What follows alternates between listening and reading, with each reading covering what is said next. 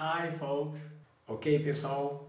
Bem-vindos à segunda parte da aula sobre presente simples. Nós vimos a primeira parte, né? Sobre como é que se processa a conjugação de verbos no inglês, em termos gerais. E nessa aula agora nós vamos ver então as exceções. O que geralmente complicam, quais são as coisas que geralmente complicam os alunos, né? No entendimento do inglês. Mas existem algumas formas de fazer isso se tornar bastante fácil se vocês acompanharem essa aula agora, ok? Não tem nada de complicado, são as pequenas dicas que vocês vão receber agora para entender como é que se processa a conjugação de verbos no inglês, ok? Vamos lá então? Então vamos em frente, pessoal. Se eu tiver essa frase aqui, ó, pais beijam seus filhos. Pais beijam seus filhos. Como é que eu digo beijar no inglês? Eu digo kiss. Kiss, ok? Aqui, ó, kiss. Então, os pais os pais beijam seus filhos. Parents kiss their children. Parents kiss their children. Os pais beijam os filhos deles, ou seus filhos, né? Nesse caso aqui, a palavrinha children significa crianças, mas também pode ser considerado filhos. A gente considera no geral. Ok, pessoal, então vamos agora colocar o seguinte. Agora, vamos prestar atenção aqui que agora é interessante. Veja bem. Se eu disser a mamãe ou a mãe beija o bebê. A mãe beija o bebê. Se eu for dizer isso no inglês, vocês notem que, nós vimos agora mesmo que na terceira pessoa singular o verbo tem flexão, não é isso? E a mãe é ela. Se você tiver que substituir por um pronome, você vai colocar a mãe é ela. Como é que é ela em inglês? Ela em inglês é she.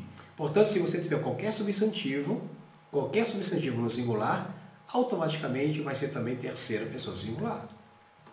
Por que isso? Porque qualquer substantivo no singular vai ser ele ou vai ser ela. Não tem como ser diferente. Qualquer substantivo que seja no singular vai substituir ou ele ou ela. Ou ele para o masculino, he, she para o feminino, ou it para coisas ou animais. Não tem como fugir disso. Então eu tenho aqui, viu? Eu tenho aqui, ó, mãe. A mãe beija o bebê. Então eu tenho que colocar um S atrás, não é isso? Mas peraí, como é que eu vou colocar um S atrás junto com mais dois S, pessoal? Como é que você vai pronunciar isso? Se você for pronunciar, você vai dizer monkeys, não termina mais, entendeu? Não tem como pronunciar. Por isso que um caso que nós vamos prestar atenção aqui, a gente chama esse som de kiss, mom kiss. Você veja que dá um sibilo, né? A gente chama isso de som sibilante. A gente chama esse som sibilante. Por quê? Porque ele sibila. Ele tem essa espécie de chiado. Com esses sons, você não pode colocar o S. Apenas. Você vai ter que colocar, não dá para colocar o S só, porque senão você não consegue pronunciar. Né? Qual a diferença se você colocar kiss com S só, kiss com dois S ou kiss com três S? Não vai fazer diferença nenhuma. Você não vai saber que teve a flexão ali. E é por isso, pessoal, que é esse caso que nós acrescentamos o E antes do S, para que você consiga pronunciar o S do indicativo de flexão. É por isso que a gente coloca o ES. Né? Então, a gente tem que colocar o seguinte, ó. Peraí. O S é um som sibilante? Eu não posso colocar um som sibilante junto com outro som sibilante? Ah, então é por isso que a professora diz que quando terminar em S, SH, CH, a gente coloca o S. É exatamente por isso.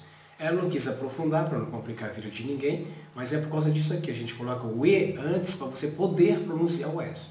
Entende? Se você colocar o S só, você vai conseguir se diferenciar. O kiss, você não vai conseguir pronunciar isso. Agora, se você colocar kisses, você veja como vai pronunciar o S depois. Né? Então, é por isso que a gente faz assim. Então, pessoal, quais são os casos que isso acontece? Isso acontece com o som sibilante. E quais são os sons sibilantes que nós temos em inglês? Nós temos o S, nós temos o SS, nós temos o SH, nós temos o CH e nós temos o X. Esses são os sons sibilantes. Sempre que você pronunciar no inglês, eles vão ter essa espécie de sibilo. Tá ok?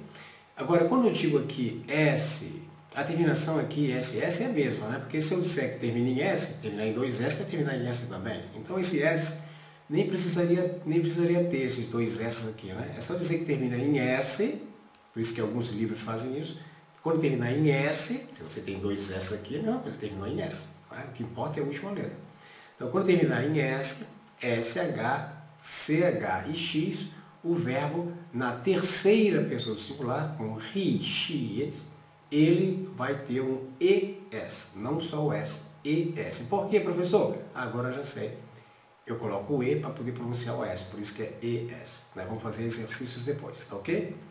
Então vamos lá, pessoal. Então, ficou claro aqui? Quando terminando nesses sons, nessas letras, ele vai ter o som do sibilante e eu vou acrescentar o ES atrás. Ok? Então, por isso que ficou Mom kisses the baby. Mom kisses the baby. A mãe beija o bebê. Tá ok? Tá ficando claro? Então vamos em frente. E se eu disser, meus pais assistem televisão? Como é que eu digo isso no inglês? Como é que é assistir televisão no inglês? Aí eu digo que é watch television.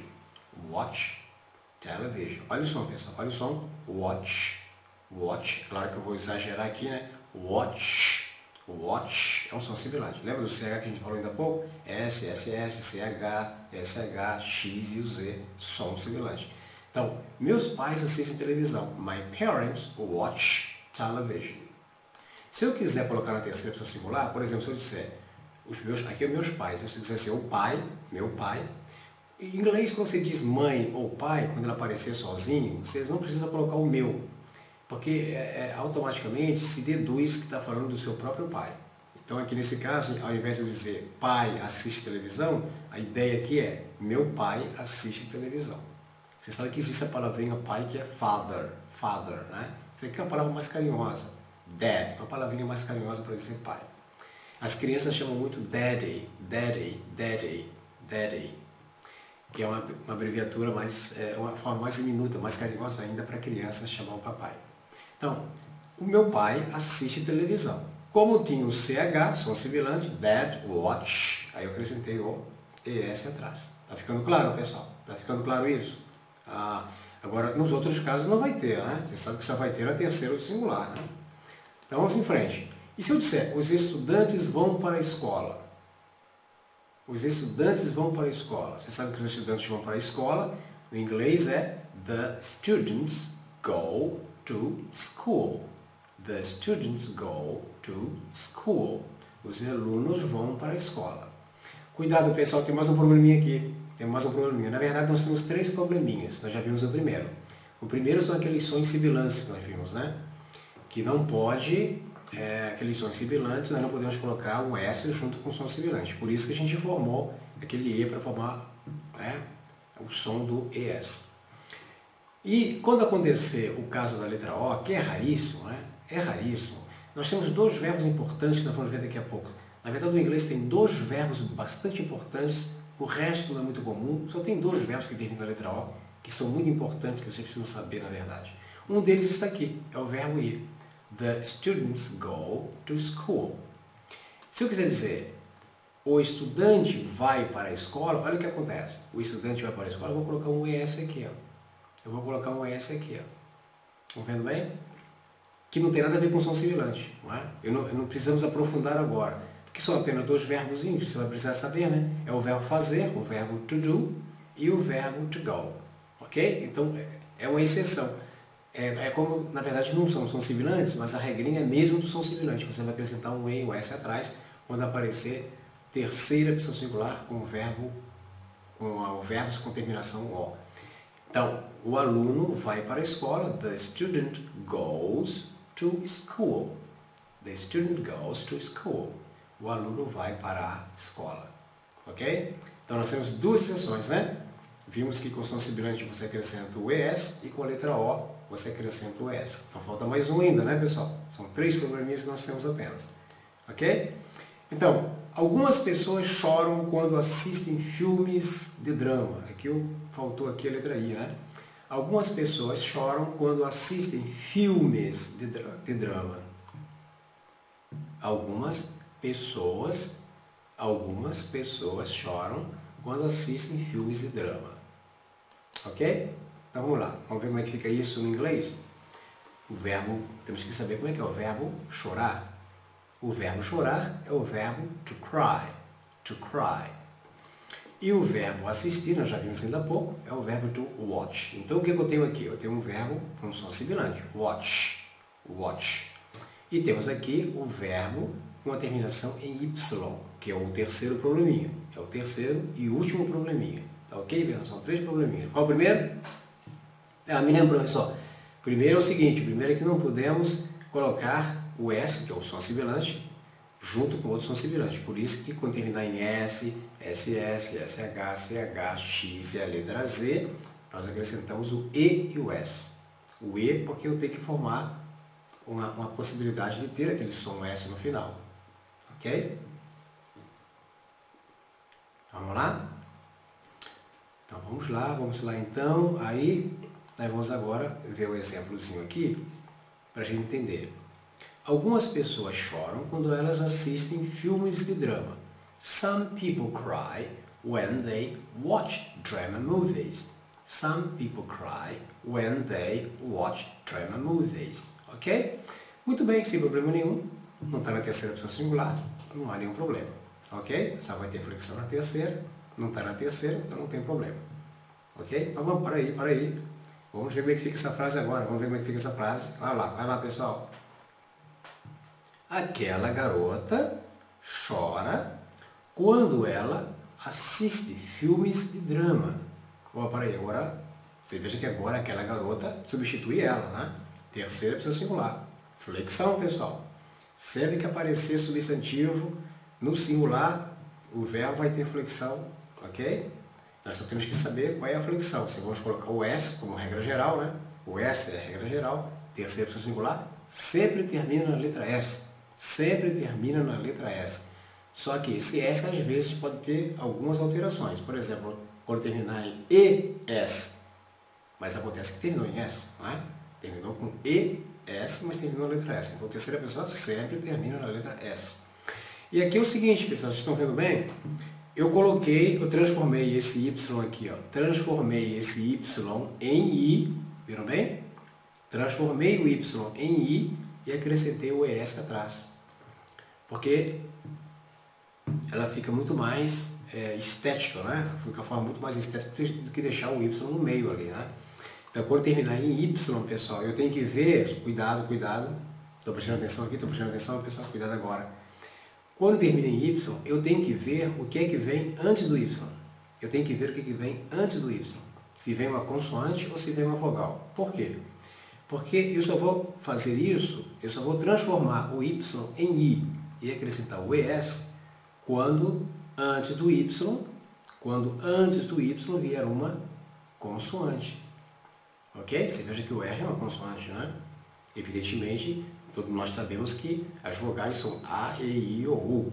Então, quando aparecer antes do Y as vogais A, E, I ou U, aí o verbo só leva um S, normal, como regra geral. Ok? Só leva um S como regra geral. Então, só acontece isso, pessoal, quando aparecer Y precedido por uma consoante. Tá ok? Então, nesse caso ficou, aquela garota chora quando ela assiste filmes de drama. Note que tem um S aqui por causa do som sibilante que nós já vimos anteriormente. Tá ok? Mas olha, presta atenção agora. Eles jogam futebol. Olha lá. Eu diria, they play football. Isso é inglês britânico, né? Porque no inglês americano eu digo they play soccer. Soccer. Então, note que aqui o verbo play não tem nenhum problema, não se alterou, porque não está na terceira pessoa singular, nós já sabemos que só tem flexão na terceira do singular, então não tem nenhum problema. Agora, o problema pode vir aqui, ó, preste bem atenção. O garoto joga futebol, que está no inglês americano, tá vendo? O soccer que eu falei para você. Então, quando tiver a palavrinha soccer, é inglês americano. Quando tiver a palavrinha futebol, é o inglês britânico. Por quê? Porque aqui faltou ball tem 2 L's, né? Ball tem 2 L's. Faltou um L aqui. Por quê, pessoal? Porque no inglês, se você colocar futebol no inglês americano, futebol significa aquele futebol que as pessoas colocam, aquela bola oval, né? O futebol no inglês americano é aquela bola oval. Você sabe que tem aquele futebol que o pessoal fica correndo com a bola debaixo do braço, né? E o soccer no inglês americano, é o futebol que nós jogamos aqui no Brasil, aquele futebol com bola de pé e assim por diante. Por isso que a palavrinha futebol significa bola de pé. Bola de pé. Bola no pé ou bola de pé, tá ok? Mas no inglês britânico não. No inglês britânico eles consideram, igual o nosso português aqui, igual no Brasil, futebol significa aquele futebol com a bola no pé, normal, sem problema nenhum. Então tome cuidado. Se você estiver falando no inglês americano, o futebol que nós temos aqui no Brasil é soccer, ok? Se você estiver falando inglês britânico, o futebol que nós temos aqui no Brasil, aí sim é futebol também. Então, they play football. Se você quiser dizer que o garoto joga futebol, fica the boy plays soccer. Peraí, meu professor, mas não terminou em Y? Opa, você esqueceu de que eu falei, Eu disse que quando terminar em Y, nós temos que dar uma olhadinha para ver o que vem antes do Y. Se vier consoante, eu transformo o Y em I e acrescento o ES. Mas se antes do Y vier uma vogal, aí fica normal, regra geral, terceira pessoa singular, você acrescenta apenas o S, normal, como aconteceu aqui. Tá ok, pessoal? Então, vamos fazer o seguinte. Vamos fazer aqui, rapidamente, uma revisãozinha bem prática. Então, quando aparecer um verbo no infinitivo, ele aparece com a partícula to na frente, TO. Né? Lembra disso? To be, to dance, ok? To work. O verbo tem isso aí. Aí, que é a característica do infinitivo. Você tirou esse TO da frente, você tirou esse to da frente, aí você vai começar a conjugar esse verbo que ficou lá, né? E você vai colocar apenas o sujeito na frente. Você coloca o sujeito que você quiser, menos terceira pessoa singular. Porque quando for terceira pessoa singular, que são esses aqui, que são o ele, o ela e o it, he, she, it, né? Já vimos isso? Aí você vai ter que colocar, após o verbo, você vai colocar um Szinho ali como flexão. Você vai colocar um S, tá ok? Todos os verbos na terceira pessoa singular, com raríssimas exceções, são os verbos anômalos, que nós vamos ver mais tarde, nas outras aulas, são raríssimas. Você vai ter sempre que colocar um Szinho atrás, ok? Sempre coloca um Szinho atrás. Isso é mais de 99%, pessoal.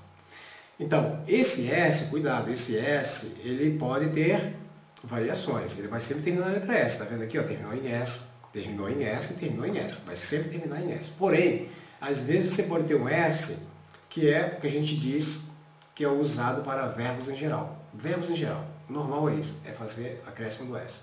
Só que quando você tiver um som sibilante, lembra aquele som chiante?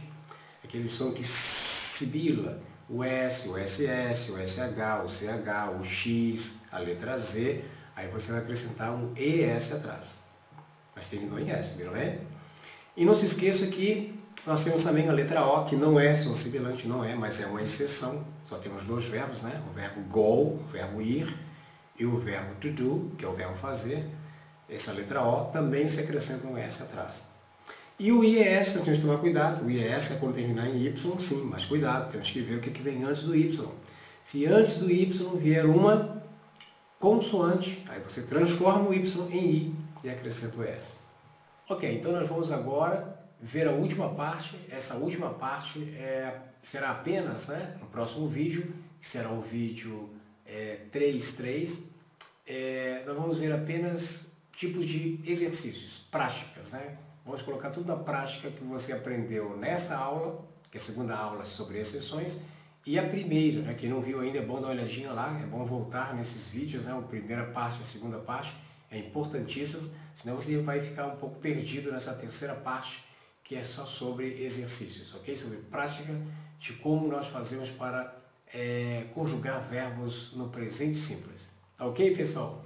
Então não se esqueçam, a gente se encontra lá na terceira aula, onde nós vamos trabalhar apenas a prática de tudo que a gente viu agora na primeira aula, no primeiro vídeo e nesse segundo vídeo, tá ok? A gente se vê. Bye bye, see you. Bye bye, see you.